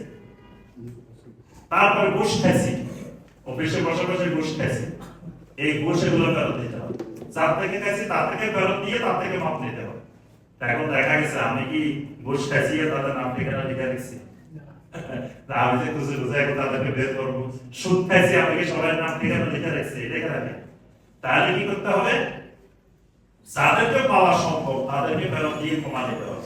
যাদেরকে পাওয়া সম্ভব না, আমি কি পরিমাণ সুদ খাইছি ওইটার পরিমাণটা আনুমানিক হিসাব দেখলে হিসাব না দেখলে আনুমানিক দরে এই টাকাটা আল্লাহর রাস্তায় দিয়ে দিতে হবে। দিয়ে আল্লাহর কাছে বলতে হবে, আল্লাহ আমি তো এদেরকে এখন খুঁজে পাচ্ছি না, এদের অ্যাকাউন্টে এদের আমলনামায় আপনি এই টাকাটা পৌঁছান। আর ওদের অন্তরের মধ্যে আমার প্রতি এমন একটা রহম তৈরি করে দেন যাতে ওরা আমাকে ক্ষমা করে, কারণ আমি সরাসরি তো ওদেরকে পাচ্ছি না। তাহলে বান্দা যতক্ষণ ক্ষমা না করবে আল্লাহ কিন্তু ততক্ষণ ক্ষমা করবে না। আপনি হজরতায় আপনি হজরতায় আরাফাত করে দেন, মুস্তালিফা সব থেকে কাছাকাছি করে যান, কিন্তু ওই বান্দাতে ক্ষমা করে না আল্লাহ কিন্তু এটা ক্ষমা করবেন না। বোনের সম্পত্তি দিই নেই, বোনের সম্পত্তিটা ঠিক মতো দিই নেই। এখন আমি যদি আরাফাত করে যত কাম দিই, বোন আমাকে মাফ করে না, আল্লাহ মাফ করে। আমি একদিন হজের সফরে বাইরে দিতে গেছি এয়ারপোর্ট, তো একজন আমাকে বলতেছেন যে খতিব সাহেব আমি কিন্তু একেবারে হালাল টাকা দিয়ে বলে দিয়েছি, আমার ছেলেরা হারাম ইনকাম করে এই জন্য 1 টাকাও নিয়ে নিয়েছে, আমার নিজের টাকা দিয়ে বলে দিয়েছে। আমি জিজ্ঞেস করলাম কি টাকা? আমার জমির ফসল ধান এগুলো বিক্রি করে আমার টাকা দিয়ে আমি বলে দিয়েছি। আমার সাথে ওনার ভাগিনা ভাগিনা ওকে বলতেছে, মামা আপনি যে আমার মার জমিন গুলা দেন নাই, খালার জমিন গুলা দেন নাই, ওই জমিনের ফসল আপনার হালাল হয়ে গেছে। অথচ আমার সবাই আর বড় করতে মামা আপনি আমার মায়ের জমি গুলা দেন নাই, খালার জমি দেন নাই, তো এদের জমির ফসল আপনার জন্য হালাল হয়েছে কেন? আপনি যা হালাল টাকা দিয়ে হজে যেতেছেন। তাহলে এই যে জমিগুলো দেয় নাই এটার জন্য উনি আরাফাত ময়দানে যত কান্নাকাটি করবে, আল্লাহর কাছে যত বিলাপ করে কাঁদবে, আল্লাহ ক্ষমা করবে। তাহলে আপনি হজ থেকে চলে এসেছেন কিন্তু আপনার গুনাহ মাফ হয়নি, হজে মাফরুম হয়নি। তাহলে এইরকম বান্দার হক যেগুলো আল্লাহর হক, তো আপনি আল্লাহর কাছে লজ্জিত হইলেন, আল্লাহর কাছে ক্ষমা চাইলেন, ভবিষ্যতে আর করবেন না, ওয়াদাবদ্ধ হইলেন, আল্লাহ ক্ষমা করবেন। ধরুন আপনি জীবনে সালাত আদায় করেন নাই, অনেক সালাত ছেড়ে দিচ্ছেন, এখন আপনি আল্লাহর কাছে লজ্জিত হইলেন, আল্লাহর কাছে ওয়াদা করলেন আল্লাহ আমি মৃত্যু পর্যন্ত আর সালাত ছাড়বো না, অতীতের সালাত ছেড়ে দিয়েছেন, আল্লাহর কাছে ক্ষমা চাইলেন, আল্লাহ ক্ষমা করবেন। কিন্তু বান্দার অধিকার যেগুলো, বান্দার হক যেগুলো নষ্ট হয়েছে, এগুলো কিন্তু হযরত আবার আগে দেশে থাকতে এগুলোর মিটমাট, এগুলো সমাধান করে দিতে, না হয় হজ্জে মাবরুর হওয়ার সম্ভাবনা। এই 70টা গুনার মধ্যে আবার 7টা গুনাহ আছে আল মুবিকাত। নবী সাল্লাল্লাহু আলাইহি ওয়াসাল্লাম বলেছেন ইজতানিবু সাবআল মুবিকাত, তোমরা ধ্বংসাত্মক 7টা গুনাহ থেকে নিজেদেরকে বাঁচাও। আবার 3টা গুনাহ আছে আকবারুল কাবায়ের, কবিরা গুনাহ ও কবিরা। এই গুনাহগুলো এখানে পাইবেন, ওই যে বইটার কথা বলছি, এই বইটা একটু যাওয়ার আগে পড়বেন এবং গুনাহগুলো সম্পর্কে এবং কোন গুনাহর কারণে তওবা করতে হবে এই জিনিসগুলো জানবেন। 3 নম্বর আরেকটা গুনাহ আমরা বলছি, সেটা কি? এসিয়া মানে সগীরা গুনাহ। সগীরা গুনাহ মাফ হওয়ার জন্য শর্ত হলো কবিরা গুনাহ থেকে দূরে থাকা। আল্লাহ পাক কোরআনে কেন সরাসরি বলেছেন ইন তাজতানিবু কাবাইরা মা তুনহাউনা আনহু নুকাব্বির আনকুম সাইয়্যাতিকুম, যদি তোমরা কবিরা গুনাহ থেকে নিজেদেরকে বাঁচিয়ে রাখো, তাহলে আমি তোমাদের ছোটখাটো গুনাহগুলো দূর করে দিব। সুবহানাল্লাহ। তাহলে কবিরা গুনাহ থেকে দূরে থাকলে আমার আপনার ওযুর মাধ্যমে সগীরা গুনাহ ক্ষমা হবে। আপনি একজনকে সালাম দিলেন, সগীরা গুনাহ ক্ষমা হবে। মুসাফাহা করলেন, সগীরা গুনাহ ক্ষমা হবে। একজন ইমানদারকে থেকে একটা হাসি দিয়েছেন, মুস্কি হাসি দিয়েছেন, এটা তো সগীরা গুনাহ ক্ষমা হবে। অসংখ্য আমলের মাধ্যমে সগীরা গুনাহ আল্লাহ মাফ করে দেন। তাহলে আমাদের ফয়সালা যখন দেওয়ার আগে দুইটা জিনিস, হাজী সাহেবদের দুইটা জিনিস, একটা হলো কুফরের গুনাহ করছে কিনা এটা খেয়াল করতে হবে। এটা করলে যাওয়ার আগে নতুন করে আমার ঈমান নবায়ন করতে হবে। যদি কবিরা গুনাহ করি, কবিরা গুনার মধ্যে যেগুলো আল্লাহর হকের সাথে সংশ্লিষ্ট, ৭০টার মধ্যে কিছু দেখবেন আল্লাহর অধিকার, কিছু দেখবেন বান্দার অধিকার সাথে। যেগুলো বান্দার অধিকার সেগুলো আমরা যাওয়ার আগে বান্দার সাথে মিটমাট করে ফয়সালা করে দিতে হবে। বান্দাকে ফেরত দিয়ে বান্দা থেকে ক্ষমা নিতে হবে। কিছু কিছু বাবা আছে হজে যাওয়ার আগে মেয়েদেরকে রাখতে হবে, তাকে সামান্য জমি জমা দিয়ে সব ছেলেদেরকে দিয়ে তো উনি হজের বাড়ান, মেয়েদেরকে ঠকাই, তারপর উনি হজের বাড়ান। উনি আসলে যতই হজ করুক, উনি তো জাহান্নামের দিকে রওনা দিচ্ছে, মানে হজের দিকে রওনা দেন। কারণ মেয়েরা কোনো অপরাধ করছে, মেয়েদেরকে কম দিবে কেন? আবার মেয়েদেরকে ভাবে বুঝায়, শোনো আমি আছি দেখে এটা পাইতেছ, আমি না থাকলে তো এটাও পাইতাম না। ভাইরা তো তোমাদেরকে দিতই না, না দিলে ওটার জন্য দায়ী ভাইয়া। কিন্তু আপনি বাবা, তাদের প্রতি কোনো জুলুম করে গেলে এই মেয়েরাকে আমাদের ময়দানে বাবার বিরুদ্ধে মামলা করে। যে আমরা কি মেয়ে হওয়ার কারণে কোন অপরাধ করছিলাম, বিয়ে দিয়ে যাবেন ক্ষতি না, ওই যে কন্যা সন্তানদেরকে হত্যা করা হয়েছে, কন্যা সন্তানের আল্লাহ কাছে দাঁড়িয়ে কেন তোমাদের মামলা করবেন, কোন অপরাধে আমাদের হত্যা করা হয়েছে? তো এরকম এই মেয়েরও বাবার কাছে বাবার জন্য মামলা করে। তো সম্মানিত ভাই বলে, তাহলে প্রথম কথা আমাদের হচ্ছে মাবরুর হতে হইলে গুনাহ মিশ্রিত করা যাবে না। তাহলে গুনাহ যেমন এখানে করা, এই গুনাহগুলোর ফয়সালা, আর সফরের মধ্যে কোন ধরনের গুনাহ করা যাবে না। বিশেষ করে তিনটা গুনাহর কথা আল্লাহ পাক সরাসরি বলেছেন। আমাদের ভাই আগে যে আয়াত এটা বলছেন, ফামান ফারাদা ফিহিন্নাল হাজ্জা ফালা রাফাতা ওয়ালা ফুসুকা ওয়ালা জিদালা ফিল হজ। তিনটা গুনাহ হজের মধ্যে করা যাবে, কারণ হজের মধ্যে তিন গুনাহর সম্ভাবনা বেশি। একটা হলো ওয়ালা ফালা রাফাস, একটা হলো জিদাল, একটা হলো ফুসুক, একটা হলো জিদাল। রাফাস কি? রাফাস হলো অশ্লীলতা। অশ্লীলতা মানে বৈধ জিনিস হলো সেখানে অবৈধ হয়ে যাবে, এটাকে বলে রাফাস। এই ইহরাম অবস্থায় স্বামী স্ত্রীর বৈধ জিনিস, বৈধ কাজ, সেগুলো সেখানে হারাম হয়ে যাবে ইহরাম অবস্থায়। এখন ইহরাম অবস্থায় আমি কি করতেছি, বসে বসে কোন দেশের মহিলা কি রকম তাকায় তাকায় দেখতেছি, আর একজন আরেকজন বিপদে, আফ্রিকান মহিলারা এরকম, ওই ইউরোপের এরকম বিষয় অনেকে বসে বসে ওখানে মাতাবের মধ্যে আমি দেখছি, মাতাবের মধ্যে মহিলা নিয়ে গবেষণা করতেছি যে আফ্রিকান মহিলারা কিরকম, ইউরোপের মহিলারা, মিশরের মহিলারা কিরকম, কোন দেশের মহিলা কিরকম, এখানে তাকে তাকে দেখতেছে আর গবেষণা। এটাকে বলা রাফাস। এই হজের মধ্যে আমার চোখকে নিয়ন্ত্রণ করতে হবে, পুরোপুরি নিয়ন্ত্রণ। সেখানে কোনো কিছু আমার চোখের মাধ্যমে যেন কোনো গুনার কাজ না, চোখেরও যেন খেয়ানত না, দৃষ্টি সংযত রাখা, অন্তরকে সংযত রাখা, তো সব ধরনের এই রাফাস থেকে মুক্ত থাকা। আল্লাহ পাক আরেকটা গুনার কথা বলছেন, ওয়ালা ফুসুক, ফুসুক মানে কবিরা গুনাহ। কোন ধরনের গুনাহ, মক্কা মুকাররমা কোন প্রাণী শিকার করা, এটা ইহরাম অবস্থাও হারাম, ইহরাম বিহীন অবস্থাও হারাম। মক্কা মুকাররমার কোন শিকার করা যাবে না। তারপর মক্কা মুকাররমার কোন গাছপালা তুলে ফেলা, এটা ইহরাম অবস্থাও জায়েজ নাই, ইহরাম বিহীন অবস্থাও জায়েজ। কিন্তু সেখানে গিয়ে কোন ধরনের গুনাহের কাজ, ফুসুক, গুনার কাজ, দেখবেন অনেকে সেখানে বাংলাদেশে দেখলে ব্যস্ততার কারণে সময় পায় না, ওখানে গিয়ে সময় পেয়েছে, বসে আছে, বসে বসে বাংলাদেশে কার কোথায় গিয়েছে গীবত শুরু করে, সারাদিন গীবতের মধ্যে থাকে, অমুক এরকম করে, বাংলাদেশে এরকম করে, এরকম করে, গীবতের মধ্যে আছে। ইবাদত বন্দেগী জিকির আজকার নাই, গীবতের মধ্যে আছে, এটা ফুসুক। আবার কেউ আছে ওই কোন বেলায় কি খাওয়াইছে না খাওয়াইছে এগুলা নিয়ে ব্যস্ত থাকে। কিছু মানুষ দেখবেন যে ওখানে সে খাওয়া নিয়ে ব্যস্ত আছে, মনে হচ্ছে যে খাওয়ার জন্য গেছে। দেখি ওই অনেক এজেন্সি, আলহামদুলিল্লাহ আমাদের এজেন্সি সমস্যা হয় নাই আলহামদুলিল্লাহ। আর অনেক এজেন্সিতে আমি দেখছি খালি মুআল্লিমের সাথে প্রতিদিন ঝগড়া, খাবার বাংলাদেশে থাকতে খালি খুঁজবো কোন জায়গায় কোন টাকা পাবো, কোন জায়গায় কোন টাকা পাবো, কোন এজেন্সি কোন টাকায় নিতেছে এটা খুঁজবো খালি। বাংলাদেশের বাইরে যে অভ্যাস। আর ওখানে যাওয়ার পরে এবার খুঁজবো সর্বোচ্চ সার্ভিস। ওরা সার্ভিস পাইতেছে, আমরা কি হয়েছে, ওরা গেছে 10 লাখ টাকা দিয়ে, তুমি গেছো 6 লাখ টাকা দিয়ে, তোমার 6 লাখ টাকা দিয়ে 10 লাখ টাকা সার্ভিস দিবে ওরা। এখন ওই মুআল্লিমের সাথে এবার ঝগড়া। এই বছর সরকারি যে আমরা প্যাকেজ ঘোষণা করেছে, ওই প্যাকেজে 3 কিলোমিটার 4 কিলোমিটার দূরে হোটেল।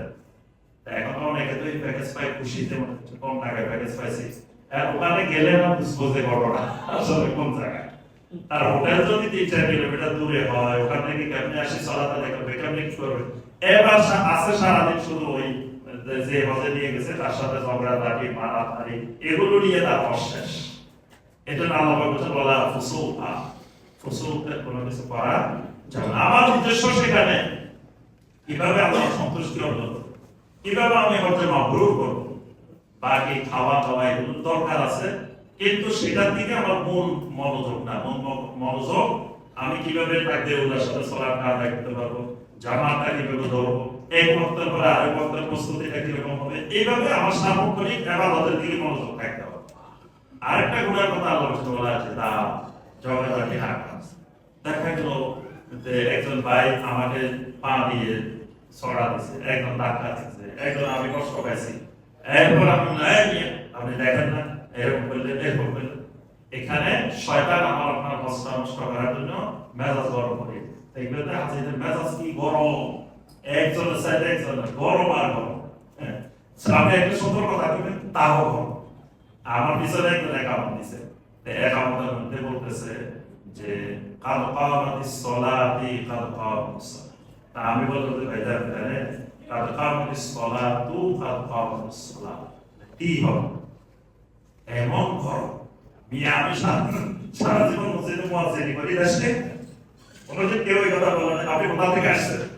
আমার এই কথা বলতেছেন গরম, মানে মেজাজ কারো ঠান্ডা, সবাই গরম। এই গরমটা নিয়ন্ত্রণ করতে হবে। হজরত সফরে আপনাদেরকে প্রশিক্ষণের মধ্যে বলবে 3টা বস্তা যত বড় করে দিতে পারেন, 3টা বস্তা বড় বড় করে দিতে হবে। একটা হলো ধৈর্য, তারপরে ত্যাগ, ক্ষমা। এই 3 জিনিসের বস্তা হজরত মধ্যে এই 3টা বেশি বেশি লাগে। এই জন্য আল্লাহ বলা আছে খবরদার কোন অবস্থায় তোমরা ঝগড়া লাগে ফলবে না। যত কিছু হোক তুমি বলতো না আমি এখন আল্লাহ মেহমান, অনেক কিছু আপনাকে আমাকে মেনে নিতে হবে, কোনো ঝগড়া লাগিতে যাওয়া না। তো সম্মানিত ভাইরা, প্রথম কথা এই গুনাহের ব্যাপারে আমাদের সতর্ক হওয়া। এরপরের বিষয় হওয়ার জন্য আমি সংক্ষেপে কয়েকটা পয়েন্ট বলেই আমার আলোচনা শেষ, এরপর আসরের বিরতি হবে ইনশাআল্লাহ। তো এরপরের কথা যেটা, সেটা হলো আমাদেরকে হজে যাওয়ার সময় পাথেয় নিয়ে যেতে হবে। তো পাথেয়ের মধ্যে সবচাইতে বেশি বড় পাথেয় কি নিতে হবে? তাকওয়া। আল্লাহ সুবহানাহু ওয়া তাআলা নিজে বলেছেন ওয়াতাযাফফাদু ফাইন্না খায়রাজ যাদি তাকওয়া। তোমরা পাথেয় সংগ্রহ করো, পাথেয় নিয়ে আসো, তবে সর্বোত্তম পাথেয় হলো তাকওয়া। মানে পাথেয় আপনি সাথে করে কি নিছেন না নিছেন, কোন হোটেলে রয়েছেন, কোন কি খাইছেন না খাইছেন, এগুলো মূল পাথেয় না। মূল পাথেয় হলো তাকওয়া। তাকওয়াটা বেশি করে নিতে হবে। সার্বক্ষণিক তাকওয়া আমার ভিতরে জাগ্রত হবে, আল্লাহর ভয়টা। তাকওয়াটা কি? তাকওয়া এমন একটা জিনিস, এমন একটা অনুভূতি যেটার কারণে আমি গুনাহ করতে পারি না, যেটার কারণে আল্লাহর কোনো হুকুম ছাড়তে পারি। মানে এটা আল্লাহ পাক এখন এটা করতে বলছেন, এটা ছাড়তে গেলে আমার ভীষণ কষ্ট হয়, আমি আল্লাহর হুকুম এটা কেমনে ছাড়ব। আবার তাকওয়া এমন এক জিনিস, গুনাহ করতে গেলে আপনাকে বাধা দেয়, না না এটা আমার আল্লাহ নিষেধ করছে, কেমনে করব, এটার নাম তাকওয়া। এই শক্তিটার নাম তাকওয়া। এই তাকওয়াটা সাথে করে বেশি বেশি নিয়ে যেতে হবে। আল্লাহ পাক বলেন এটাই তোমাদের সর্বোত্তম পাথেয়। তারপরে ইখলাস। হজে যাওয়ার উদ্দেশ্য একমাত্র আল্লাহর সন্তুষ্টি। এই জন্য নবী সাল্লাল্লাহু আলাইহি ওয়াসাল্লাম ইহরামের নিয়ত করার পরে, হজের নিয়ত করার পরে বলেন আল্লাহুম্মা হাযিহি হাজ্জাতুন লা রিয়া ফিহা ওয়ালা সুমআ। আল্লাহ এই হজ, এটার মধ্যে কোনো রিয়া নাই, কোনো সুমআ নাই, মানে কাউকে দেখানোর আমার কোনো উদ্দেশ্য নাই, কাউকে শোনানোর কোনো উদ্দেশ্য নাই।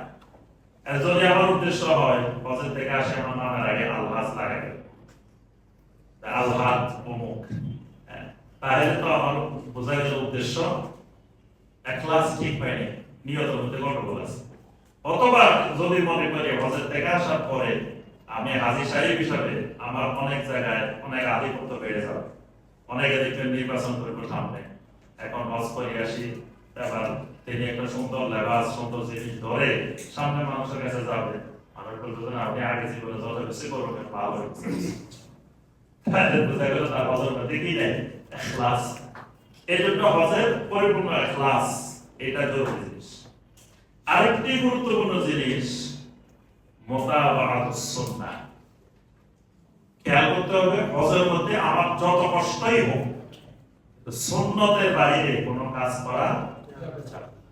নবী সাল্লাল্লাহু আলাইহি ওয়াসাল্লাম বিদায় হজের ভাষণে বারবার বলছেন হজের মধ্যে খুযু আন্নী মানাসিকাকুম, খুযু আন্নী মানাসিকাকুম, যে তোমরা আমি নবী কোন কাজটা কেমনে করি এটা দেখো, পরবর্তী লোকদের কাছে পৌঁছায় না। তাহলে নবী সাল্লাল্লাহু আলাইহি ওয়াসাল্লাম যেখানে যে কাজ করছেন যেভাবে করছেন আপনার আমার যত কষ্টই হোক সেটা ছাড়া না। আমরা গত বছর ভাই বোনে আছে মুজদালিফার ময়দানে, আমরা রাতে আসলাম গাড়িতে করে মুজদালিফায় আসার পরে সুন্দর একটা জায়গা পাইছি, সবাই ক্লান্ত, হাঁটতে পারতেছে না, সবাই মাসুর, অনেক সেখানে আমরা নামছি। নামার পরে সেখানে বাথরুম আছে, সব ব্যবস্থাপনা সুন্দর একটা জায়গা পাইছি, এখানে সবাই প্রথমে মনে করতেছি এখানে তো আমরা থাকতে পারি, পরে দেখি যে এটা তো মুজদালিফার সীমানার ভিতরে না, মুজদালিফার সীমানার বাহিরে। এরপরে আমরা সবাই অনেক কষ্ট করে, অনেকে হাঁটতে কষ্ট হয়েছে, আমরা বললাম যে যত কষ্টই হোক যত কিছুই হোক কিন্তু হজ জীবনে একবার আসছে, সুন্নতের বাহিরে কোনো কাজ করা যাবে না। কষ্ট জন্যই আসছি, এটা কষ্টের কাজে, সুতরাং কষ্ট হইলেও আমাদেরকে কষ্ট করে সীমানার ভিতরে হবে। এরপরে সবাই আমরা হেঁটে ওই সীমানার ভিতরে গিয়ে তারপর আমরা মুজদালিফা অবস্থান করছি। তারপরে আমরা 11 তারিখ রাত 12 তারিখ রাত আমরা মিনায় অবস্থান করা, মিনায় রাত্রি যাপন করা, এটাকে আমরা ব্রডওয়ে গুরুত্ব দিয়ে চেষ্টা করি যাতে কোনো হাজির এটা গ্যাপ না হয়। কিন্তু দেখবেন অসংখ্য হাজি ওই 10 তারিখে মক্কা মুকাররমা আসে হোটেলে শুয়ে গেছে। এটা হজের একটি গুরুত্বপূর্ণ ওয়াজিব কাজ, এই মিনাতে অবস্থান করা 11 তারিখ 12 তারিখ। এবং কেউ যদি এক রাত গ্যাপ হয় তাহলে তাকে ফিরিয়ে দিতে হবে, কেউ যদি 2 রাতে গ্যাপ হয় তাকে দম দিতে হবে।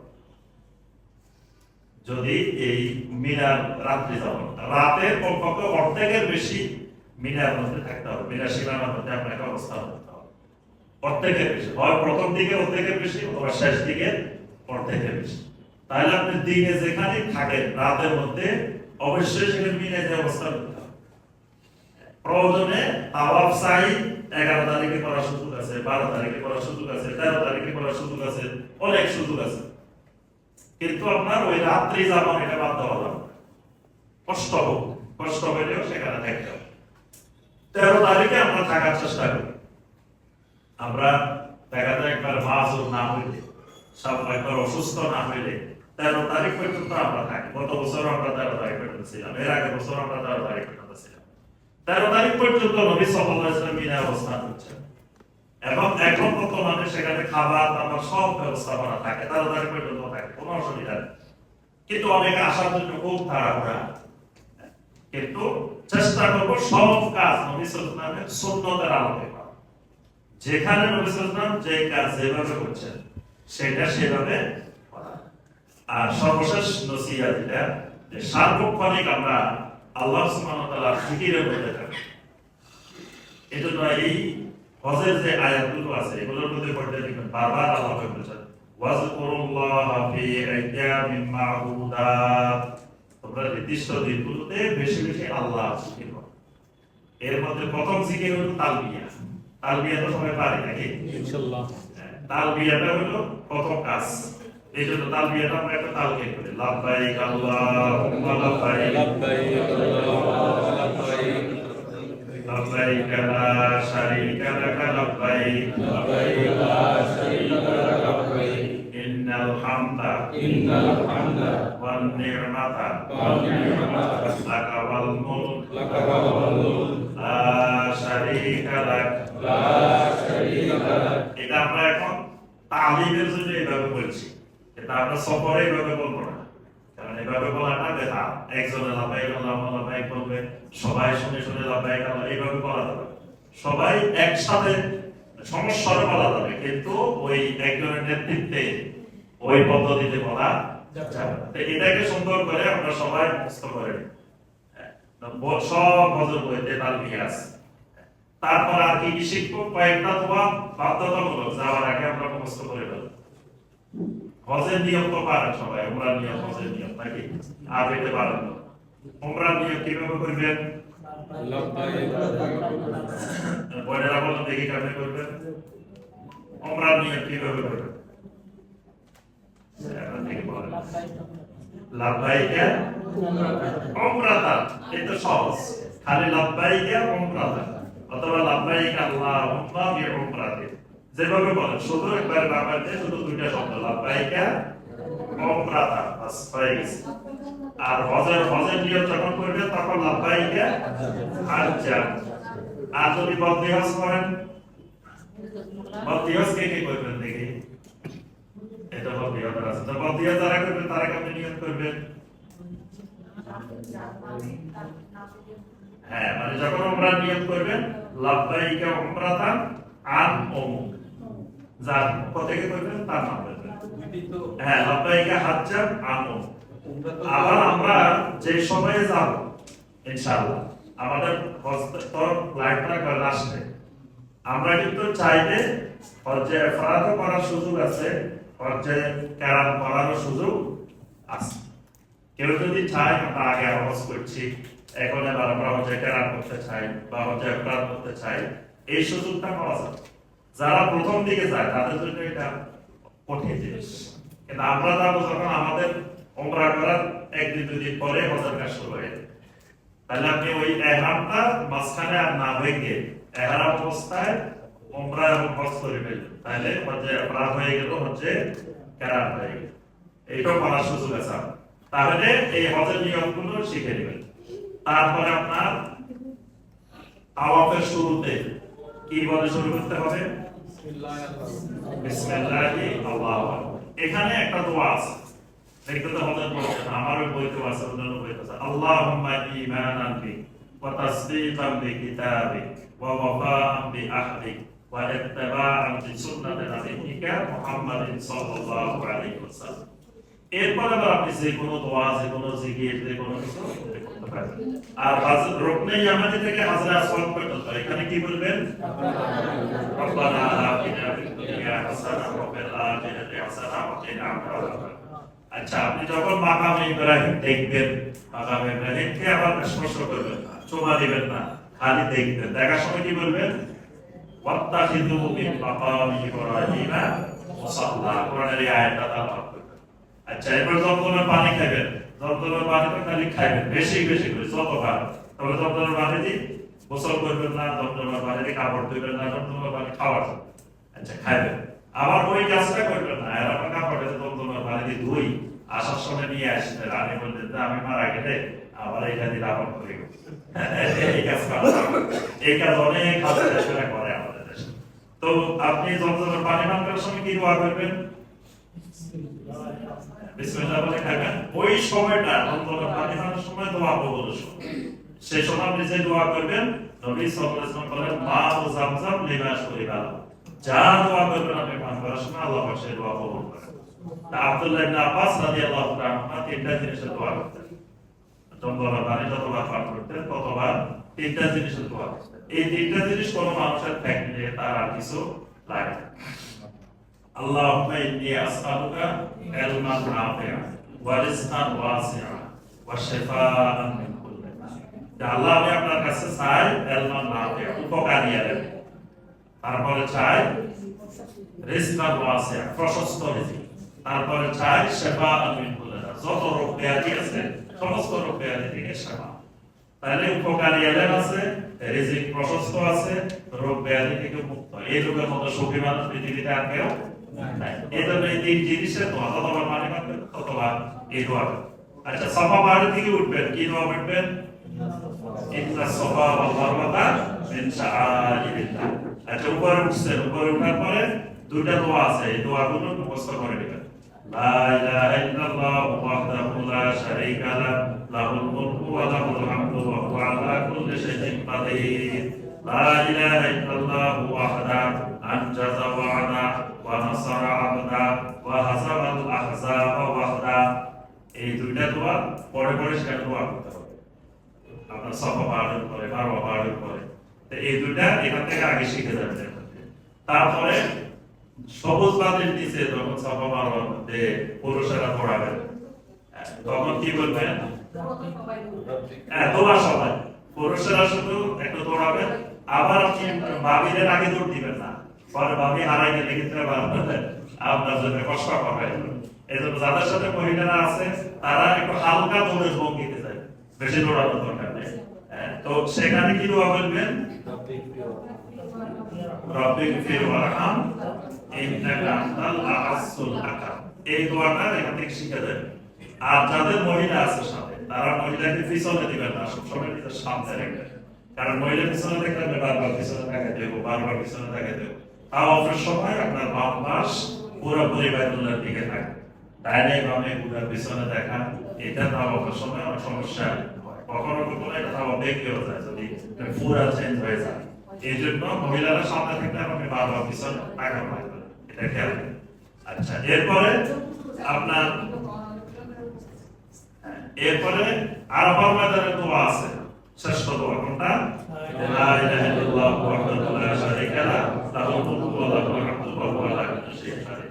তো এই দোয়াগুলো, তারপরে কবর জিয়ারতের দোয়া, জানাজার দোয়া, জানাজা প্রতি ওয়াক্তে জানাজা পড়তে হবে। এবং বাংলাদেশে আমাদের মা বোনেরা জানাজার সুযোগ পান না, ওখানে প্রতি ওয়াক্তে আপনারা জানাজা পড়বেন। যখন সালাতে সালাম দিবেন, তো বাংলাদেশের মানুষ একটা ভুল করে, কি করে দেখবেন, তো অধিকাংশ মানুষ সালাম ফিরেছে সুন্নত পড়া দাঁড়াইছে। এই কাজ করবেন না। সালাম ফিরেছে, সালাম ফিরানোর পরে জিকির আজকার করবেন, জিকির আজকারের পরে জানাজা পড়বেন, জানাজা পড়ার পরে সুন্নত পড়বেন। আর একটা জানাজা অংশগ্রহণ করলে রাসূল সাল্লাল্লাহু আলাইহি ওয়াসাল্লাম বলেছেন এক উহুদ পাহাড় পরিমাণ সওয়াব। সুবহানাল্লাহ। উহুদ পাহাড় তো দেখলে বুঝবেন কি বিশাল উহুদ পাহাড়, সে উহুদ পাহাড় পরিমাণ। আবার আপনার মক্কা মুকাররমে জানাজা পড়বেন, সেটা তো ওই যে ফরজ সালাত এক লক্ষ গুণ বেড়ে যাবে, এটাও অনেক গুণ বেড়ে যাবে। এই জন্য এই ফজিলতময় জানাজা, তো অনেকে জানাজা নামাজের নিয়ম তার, এখান থেকে জানাজা নামাজের নিয়ম, জানাজা দোয়াগুলো এখান থেকে আমরা শিখে নেব। তো ইনশাআল্লাহ আমরা পরবর্তীতে আরো বিষয়গুলো বারবার আলোচনা হবে। আপনারাও কিছু পড়াশোনা করবেন, এর পাশাপাশি যখন এগুলো শুনবেন তখন ইনশাআল্লাহ আমাদের জন্য সহজ হয়ে যাবে। আল্লাহ সুবহানাহু ওয়া তাআলা আমাদের সবাইকে হজ্জে মাবরুর করার তৌফিক দান করুন। আল্লাহ সুবহানাহু ওয়া তাআলা আমাদেরকে এই গুরুত্বপূর্ণ ইসলামের উপরটিকে সহজভাবে, সুন্দরভাবে আল্লাহ পাক আদায় করার তৌফিক দান করুন।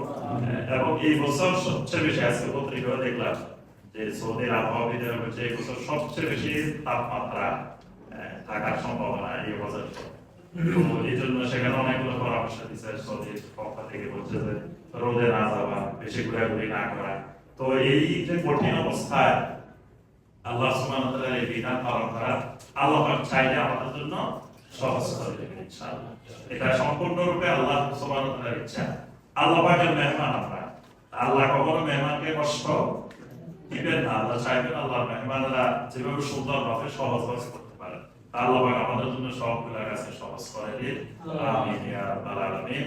আল্লাহুম্মা জাআলহু হাজ্জাম মাবরুরা ওয়া সা'য়াম মাশকুরা ওয়া যামমান মাগফুরা ওয়া আমালান মাকবুলা ওয়া তিজারাতান লান তাবুর। আসসালামু আলাইকুম ওয়া রাহমাতুল্লাহি ওয়া বারাকাতুহু।